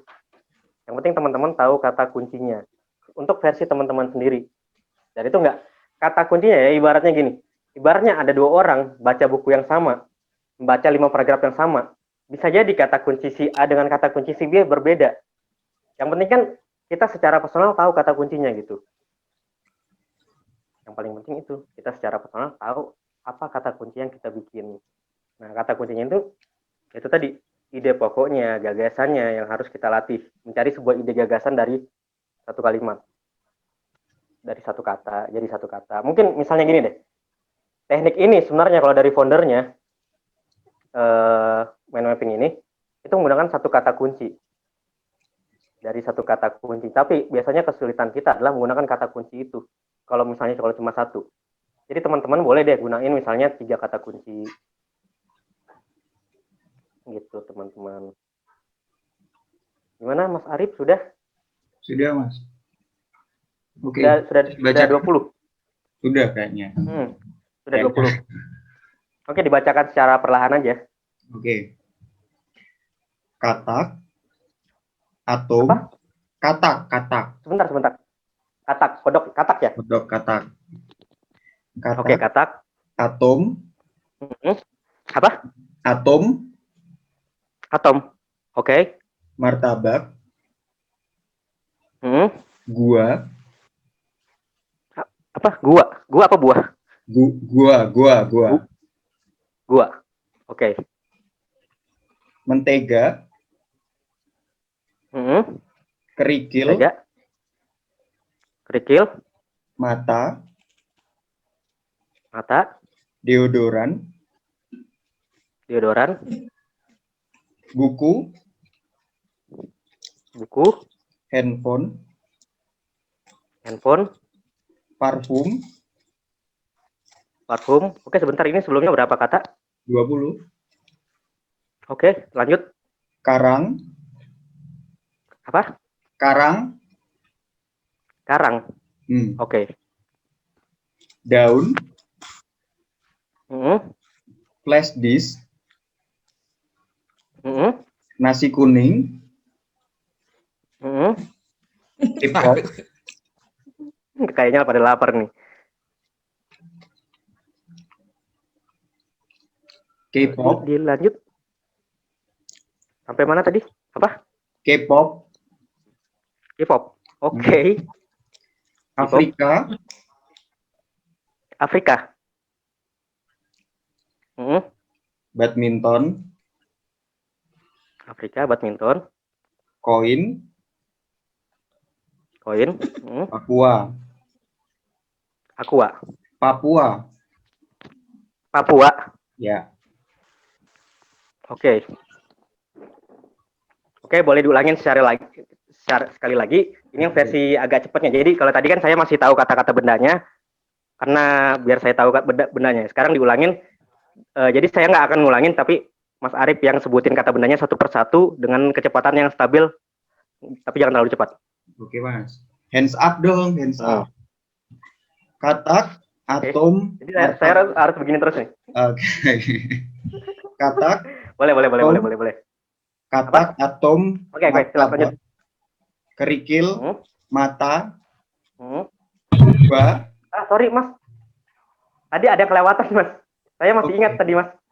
Oke. Katak. Guanya tadi nggak disebut.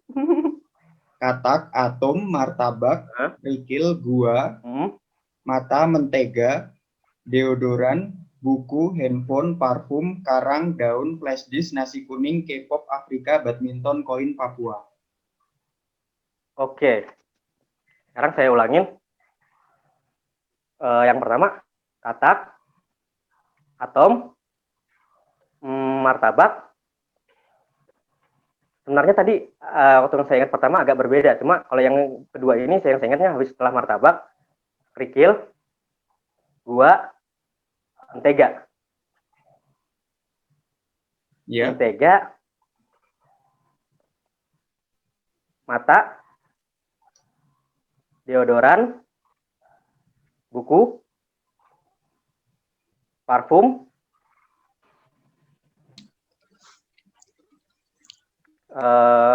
karang, ada karang, daun, flash disk, nasi kuning, K-pop, Afrika, badminton, koin, Papua. Kurang satu, Mas. Nomor berapa itu, Mas? Waduh, nggak saya nomorin. Setelah buku. Oh. Kenapa? Setelah buku. Setelah buku.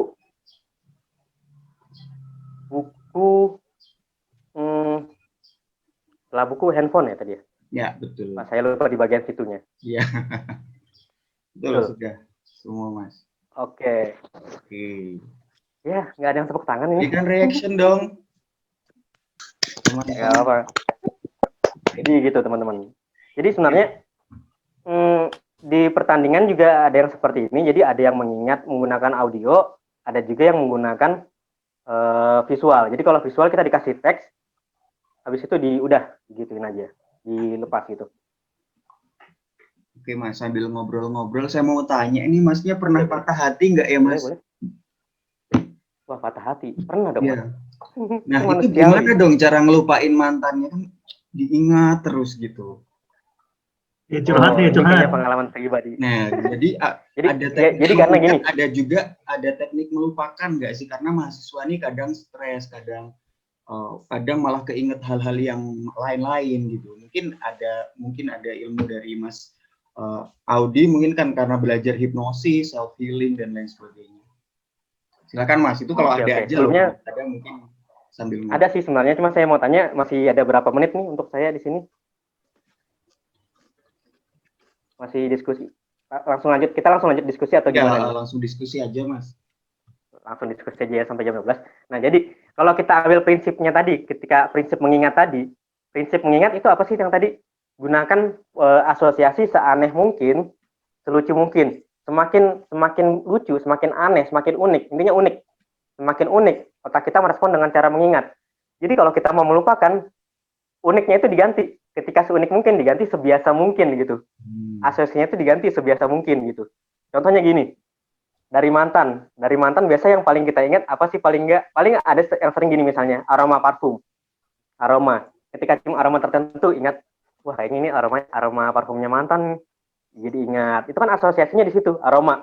Cuma kalau banyak orang di sekitar kita menggunakan aroma itu, pasti kita udah lupa dengan sendirinya. Karena otak kita memproses itu aroma yang biasa aja gitu. Jadi semakin sering kita ketemu nih orang-orang dengan aroma parfum yang sama, semuanya pakai aroma parfum yang sama, kita udah terbiasa jadinya. Ya udah ini biasa aja gitu. Otak gitu udah merespon ini hal yang biasa gitu. Biasanya kalau kita datang jalan-jalan sama mantan misalnya, pasangan kita pasti jalan ke sebuah tempat yang memang jarang kita kunjungin secara normal, secara sendiri ya. Misalnya yang tadinya kita nggak pernah ke taman rekreasi, nggak pernah ke tempat wisata lainnya, sekali punya pacar kita pasti datangin ke tempat itu, dan akhirnya itu membentuk asosiasi. Jadi asosiasi yang ada di otak adalah tempat tersebut berhubungan dengan mantan kita. Otomatis sakit hatinya juga ketika ingat skenario itu, sakit hati lagi. Solusinya apa? Ya kita harus membiasakan diri untuk berada di tempat-tempat seperti itu gitu. Ya harus membiasakan dulu. Jadi yang kita jarang ke sana, otomatis kalau kita ingat tempat itu, ingatnya mantan. Jadi kalau sering-sering misalnya ya udah sering kesini nih, udah biasa aja gitu. Tapi ini nggak harus dengan teknik ini semua ya, karena makanya di situ ada fungsinya misalnya psikolog, psikiater ataupun hipnoterapis. Ya karena kan teknik ini agak sulit. Misalnya ya, kita cium aroma parfum tertentu, ingat mantan, nggak mungkin kan kita suruh orang yang ada di sekitar kita pakai aroma parfum itu semua, nggak mungkin. Nah jadi kita harus menganggap persepsi kita sendiri yang membiasakan dulu. Oh ini hal yang biasa nih. Ini hal yang biasa, kita harus mengubah persepsi kita dulu. Jadi, emosi kita cenderung itu ditentukan oleh persepsi kita. Bagaimana cara kita memandang sebuah fenomena. Karena gini, sebuah fenomena itu, percaya atau enggak, sebenarnya enggak ada fenomena yang positif. Fenomena yang dari sekitar kita itu seperti yang membingkai itu positif atau negatif. Persepsi kita yang membingkai itu berdasarkan pengalaman-pengalaman kita, ataupun hal-hal lainnya yang udah kita pelajarin yang berhubungan dengan fenomena tersebut gitu.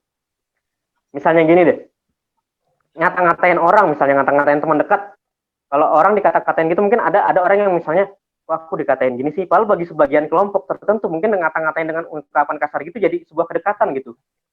Ini kan ibaratnya satu fenomena nih, menggunakan kata kasar ke orang terdekat. Cuma bagi orang yang nggak terbiasa, dalam persepsinya, oh ini kok gitu banget sih, kok kayaknya menghina. Tapi bagi sebagian orang, itu sebuah bentuk simbolisme kedekatan gitu. Ya, tergantung persepsi kita lagi. Jadi ketika kita misalnya patah hati, kita harus mengubah persepsi kita bahwa itu adalah hal yang biasa gitu. Cara carinya, ngubah persepsinya lagi. Kenapa sih kita harus mau patah hati? Karena sadar atau enggak, kadang kita sendiri yang membiarkan diri kita terjebak di patah hati itu. Tuh, dengerin teman-teman mahasiswa yang bermasalah dengan... Jangan banyak di sini yang patah hati ini. Gak cuma masalah hati ya Mas. Mungkin ada patah hati sama dosen. Yang lain juga dengan orang tua dan lain sebagainya. Oke, sambil menunggu pertanyaan yang masuk, ini saya mau tanya lagi nih Mas, kan ada long term, daya ingat yang long term atau yang short term. Jadi ada kebiasaan mahasiswa tuh nginget dengan cepat, scanning, baca, mendengarkan, melihat, itu untuk ujian, lalu dikerjakan, lalu dilupakan. Nah itu untuk mahasiswa sebenarnya sah-sah aja enggak sih, atau mungkin bagus enggak sih, atau mungkin ada alternatif dari Mas Audi sendiri biar bisa tetap long term juga yang short termnya juga dapat gitu kan. Kalau long term kan harus ngingatnya mungkin lama gitu, tapi karena waktunya pendek gitu, jadi ingatnya short term dikerjakan, habis itu lupa gitu. Itu gimana Mas? Jadi short termnya udah bagus nih, udah nemu metode yang bagus, scaringnya bagus gitu kan, short termnya bagus, cuma memori jangka panjangnya yang jelek gitu kan. Ya, cuma satu Mas, repetisi, pengulangan. Repetisi. Jadi kita scanning, kalau kita besok-besoknya nggak buka materi itu lagi bakal lupa. Jadi satu-satunya jalan ya cuma repetisi, diulangin lagi gitu. Jadi ketika ada sesuatu ya itu bagus sudah. Kalau udah punya short term secepat itu untuk scanning, misalnya scanning udah langsung hafal nih, bagus. Tapi kan masalahnya apakah besok dia mau membuka materi itu lagi? Kebanyakan enggak. Itu yang jadi kendala. Jadi kalau teman-teman mau memori jangka panjangnya bagus, harus diingat lagi. Saya pun kalau misalnya disuruh mengingat lagi informasi yang dulu saya dapat penghargaan Muri, udah lupa karena waktu itu saya juga ibaratnya nggak menyimpan semua informasi itu secara jangka panjang. Yang pasti kalau ketika kita mau menyimpan secara jangka panjang, kita harus tahu apa pentingnya untuk kita gitu. Untuk kita simpan secara jangka panjang gitu kan. Kalau saya kan ibaratnya ketika kemarin lomba, saya nggak berkepentingan untuk menyimpan semua informasi itu secara jangka panjang gitu. Jadi ya memang secara jangka panjang dilupain aja karena kita cenderung akan mengingat informasi jangka panjang ketika kita merasa sesuatu itu penting. Jadi kita harus tanya dulu, apa pentingnya ini buat kita gitu. Kalau kita nggak ngerasa penting ya tadi itu, nggak tertarik, nggak terlibat, tidak ada penyerapan informasi, ya kita juga nggak ngerasa penting, nggak bakal bisa diingat. Jadi caranya kalau short term memorinya udah bagus, berarti cuma butuh repetisi gitu. Yang masalah kan kalau short term memorinya ini, scanningnya ini nggak bagus, itu yang harus dilatih. Iya betul Mas. Dan mungkin salah satu teknik untuk repetisinya itu juga dengan mengajarkan kepada teman-teman yang lain kali ya Mas. Jadi diajarkan lagi. Iya betul banget. Ketika kita mengajarkan itu, kita sharing itu, kita otomatis mengingat juga. Makanya ada pepatah yang bilang belajarlah dengan cara mengajarkan. Jadi ketika kita mengajarkan, kita akan lebih mudah mengingat. Sama dengan menulis. Makanya penulis buku kan kadang gini, kita kendalanya misalnya kita udah punya pembahasan nih di otak nih, udah punya materi-materi bagus di otak, tapi kalau kita nggak nulis, entah nuangkan dalam bentuk catatan, buku, PDF, e-book dan sebagainya, akan lebih mudah terlupakan. Apalagi kalau nggak diskusi. Diskusi kan memancing kita untuk diskusi seperti ini, memancing kita untuk lebih mengingat. Kira-kira, dari diskusi ini kita ada ingat potongan-potongan puzzle-nya kan, potongan puzzle dari materi-materi yang akan kita bahas misalnya, atau materi yang akan kita ingat. Yang paling penting itu itunya. Jadi diskusi, ketika kita diskusi itu sama seperti mengumpulkan kepingan-kepingan puzzle-nya itu. Jadi diskusi, mengajar itu salah satu cara mengingat yang dengan natural kita lakukan. Selanjutnya sambil menunggu pertanyaan masuk nih, saya penasaran kan Mas Audi ini kan tidak serta-merta lahir kecil langsung mengingat banyak hal gitu. Pasti ada momen di mana ada momen ketika saya mau mendalami ini. Bisa diceritakan nggak mulai minatnya itu sejak kapan, lalu menyadari kemampuan Mas Audi itu sejak kapan, dan lalu apakah untuk teman-teman atau seumuran saya dan teman-teman dosen yang lain, apakah masih bisa dilatih atau sudah terlambatkah atau bagaimana? Mungkin bisa dijelaskan. Ini berarti khusus yang untuk bidang daya ingatnya ya, bukan yang hipnosis dan sebagainya ya. Karena kan daya ingat saya pun juga berasal mulanya saya kenal dari tentang bidang hipnosis dan sebagainya itu tadi. Jadi kalau untuk daya ingat ini sebenarnya dari SMA, kalau secara sadarnya ya, dari SMA sudah sadar. Jadi saya sadar bahwa saya punya kemampuan yang lebih. Dulu ya, sampai dulu kan teman-teman, dulu saya waktu SMA itu jurusannya IPS, bahkan teman-teman yang tahu, kamu kan bagus ini daya ingatnya gini-gini, IQ-nya juga tinggi, kok masuknya IPS gitu. Dulu kan identiknya ya, kalau yang daya ingatnya bagus, yang pintar masuknya IPA gitu, kalau yang jelek yang kurang bisa mengingat biasanya ke IPS. Justru sebaliknya, anak IPS itu banyak hafalannya biasanya, banyak mengingatnya. Jadi saya sudah sadar dari SMA sebenarnya, saya punya daya ingat yang bagus. Terlebih lagi ketika saya mempelajari tentang hipnosis, tentang NLP, saya mempelajari cara kerja otak dan itu berhubungan dengan daya ingat tadi, simbol-simbol di otak, gimana cara kita mengingat, itu berhubungan banget. Tapi kalau untuk fokus di bidang daya ingatnya ini, baru sekitar 2-3 tahun belakangan ini, untuk fokus mempelajari metode-metodenya, teknik-tekniknya. Gitu. Jadi kalau sebelumnya, saya tanpa metode, udah ibaratnya sudah dibekali dengan memori yang kuat gitu, tanpa metode pun. Akhirnya saya pelajarin, oh ternyata ada loh metodenya seperti ini. Metodenya sendiri sebenarnya saya tahu udah di sekitar 10 tahun yang lalu, cuma nggak saya perdalam, nggak saya pelajarin. Cuma sebatas tahu-tahu gitu aja, karena beberapa rekan-rekan trainer juga ada yang memang fokus di situ. Dulu saya nggak fokus di situ, karena belum ada ketertarikan untuk di situ dulu tuh. Tapi makin ke sini, ketika saya merantau ke Jawa, saya merantau itu tahun 2018, di situ saya punya banyak kesempatan-kesempatan untuk ibaratnya ikut-ikut kompetisi-kompetisi di luar gitu, di Jakarta dan sebagainya, dan akhirnya dari situ yang buat saya makin tertarik, oh ternyata ini penerapannya bisa lebih banyak gitu loh. Karena dari dulu, kan dari 2009, dari 2010, saya bergeraknya di bidang entertain sebenarnya awalnya. Public speaking, di bidang hipnosis, magic juga. Jadi saya ketika menghibur, saya lebih menggunakan entertain, magic, dan hipnosis. Nah di situ akhirnya saya rasa, oh ini ternyata berhubungan banget nih. Saya ingat ini memori, akhirnya saya gali, ya baru di 3 tahunan belakangan baru saya latih banget metodenya. Itu. Jadi masih tergolong baru. Dan kalau ditanya apakah yang lain-lain terlambat, enggak sih. Karena ini enggak ada kata terlambat sih kalau menurut saya untuk belajar, karena gini, ketika saya ikut mengikuti kompetisi itu banyak juga yang udah jauh di atas saya umurnya. Dan mereka masih aktif ikut kompetisi gitu. Bahkan Grandmaster Indonesia sendiri yang udah mencapai gelar tingkat dunia banget, itu juga umurnya juga nggak muda-muda banget juga, tapi dia berhasil gitu bersaing di tingkat dunia. Oke, baik Mas. Jadi gitu. Masih Jadi belum ada pertanyaan. Selama kita tahu metodenya bisa. Belum ada pertanyaan yang masuk, tapi waktu masih ada, ini saya mau tanya lagi nih Mas. Di boleh. industri Kita nyantai ngobrol aja ya. Oke, di industri 4.0 ini Mas, pernah nggak sih merasa tersubordinasi dengan mesin? Maksudnya gini, banyak yang nggak mau ngingat karena sudah terbantu dengan alat-alat seperti Google, dan lain sebagainya gitu. Nah, menurut Mas itu bagaimana sih gitu?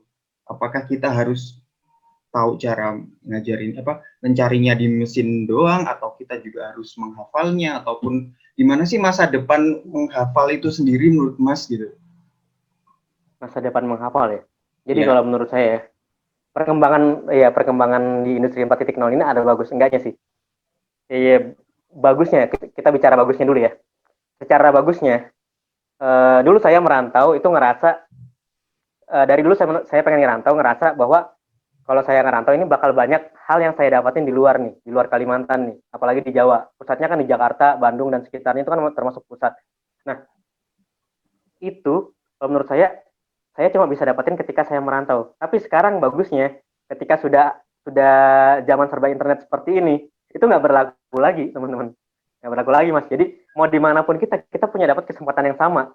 Seperti kompetisi yang saya ikutin, dulu saya harus ke Jakarta untuk ikut kompetisi itu. Sekarang disediakan secara online. Tahun ini disediakan secara online gitu kompetisinya. Jadi gelar yang saya dapat sebagai International Memory Practitioner sudah saya peroleh secara online gitu. Beberapa tahun lalu saya harus ke Jakarta dulu untuk ikut lomba itu. Nah itu bagusnya. Jadi ketika semuanya sudah sama rata secara online gitu ya, internet, itu penyebaran informasi jauh lebih merata. Karena dulu saya bikin podcast juga, saya salah satu content creator juga. Dulu teman-teman saya di Kalimantan nggak begitu aware dengan apa yang saya bikin gitu, podcast dan sebagainya. Bahkan masih banyak yang tahu podcast itu apa sih, banyak yang nggak tahu. Tapi kan ketika sebuah informasi sudah merata gini, bisa kita akses secara online, itu kayaknya wawasannya juga jadi merata gitu.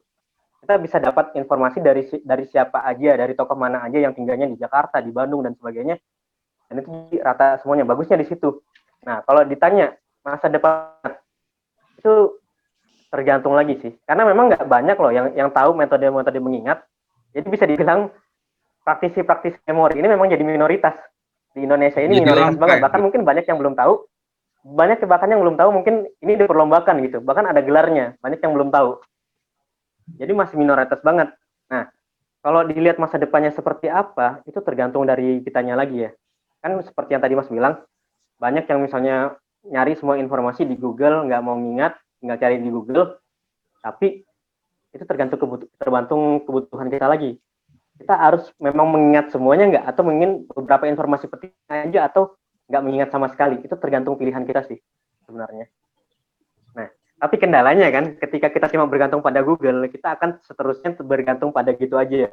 Misalnya kita sudah mencari informasi ini nih, sebuah informasi yang ingin kita tentang belajar online apa, kita cari di Google. tiba-tiba beberapa bulan kemudian kita butuh informasi tersebut. Kalau kita nggak terbiasa mengingat, kita akan cari dari awal lagi dan itu makan banyak waktu. Jadi alangkah lebih baiknya walaupun ada Google mempermudah, itu tetap melatih daya ingat kita. Kenapa? Supaya misalnya sewaktu-waktu ketika kita butuh dan misalnya di pedalaman kita nggak bisa ngakses Google, kita masih bisa ngingat gitu. Sederhananya sekarang nggak pentingnya itu tergantung pilihan. Nggak ada sinyal aja sekarang orang-orang pada bingung. Nggak ada listrik Iya, mati. nggak ada sinyal, semuanya tergantung. Baik, kita masih... Musisi kan juga biasa teman-teman kan dulu, zaman saya dulu, zaman SMA ngeband ya. Biasa kan cari chord sendiri gitu kan, dengerin musik, cari chordnya apa. Sekarang kan udah tinggal cari Google, nggak perlu ngapal. Mau main lagu apa, cari chordnya udah mainin gitu kan. Iya, Mas. Oke, sambil menunggu pertanyaan lagi karena masih ada waktu ini sedikit lagi. Mungkin habit atau gimana sih, kan ada mitos-mitos ini ya.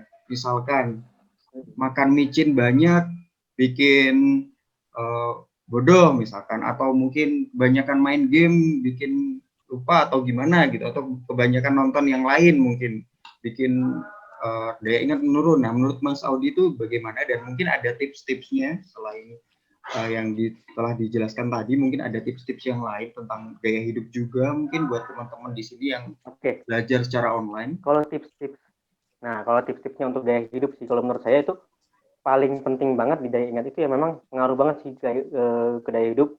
Paling simpelnya aja, mungkin kalau main game ya, selama ada proses pembelajaran di game itu sih sebenarnya nggak masalah.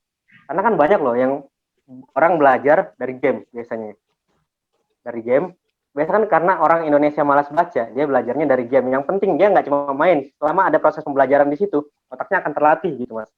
Jadi nonton film selama otaknya bekerja menganalisis, biasanya kan banyak kayak misalnya film-film detektif ataupun misteri lainnya, itu kan kita diajak untuk ikut terlibat dalam cerita itu dan menganalisis. Ketika ada keterlibatan itu, otak kita tetap bekerja dan itu tetap bagus gitu.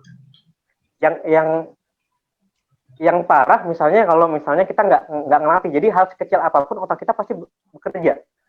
Karena neuron-neuron sinapsi dalam otak kita itu akan selalu bekerja. Makanya lebih penting lagi kalau mau ngebangun habit juga, biasakan untuk ngebaca sih. Ini hal yang paling berat biasanya untuk orang Indonesia nih. Ngebaca paling nggak misalnya, yang penting habitsnya dulu ya. Kalau misalnya mau ngebangun habit, ngebaca dulu, itu nggak perlu banyak-banyak. Misalnya sehari 1 halaman. Kalau untuk ngebangun habits doang ya, sehari 1 halaman misalnya nggak masalah. Yang penting itu di otak kita ada proses yang bekerja gitu. Ini sebenarnya juga berhubungan dengan ini loh. Teman-teman yang pengen kurus, yang pengen diet, makanya ada kan biasanya gini. Kok kurusan nih? Iya, kebanyakan pikiran. Ya sebenarnya tahu nggak teman-teman? Ketika kita proses berpikir kita kuat, ada proses biologis yang terjadi dalam tubuh. Dan itu bisa bikin kita lebih langsing sebenarnya. Jadi kalau semakin pikiran kita bekerja, sebenarnya biologis tubuh kita pun juga bekerja. Jadi paling penting itu yang ngejaga ini sih, kayak misalnya pola hidupnya, tidurnya, jam tidurnya. Kalau kita tidurnya nggak beraturan, otomatis sudah mengganggu banget sih. Ganggu pikiran. Mas, ini ada pertanyaan dari Muhammad Sukron berkaitan dengan tidur nih, Pak. Saya ingin bertanya, apakah tidur setelah belajar itu dapat meningkatkan daya ingat? Oke, ini bagus nih pertanyaannya. Apakah tidur sebelum belajar meningkatkan daya ingat? Iya. Tidur setelah belajar ya. Nah, kondisi yang terbaik untuk belajar, kalau kita bicara tentang gelombang otak, ini kayaknya bahasanya terlalu serius nih kalau bicara otak ya. Jadi teman-teman, apa ya bahasa sederhananya? Kita kalau misalnya saya jelasin sedikit aja nggak apa ya, agak ribet tapi nggak apa. Kita punya 4 gelombang otak. Kita punya 4 gelombang otak utama: beta, alfa, theta, delta.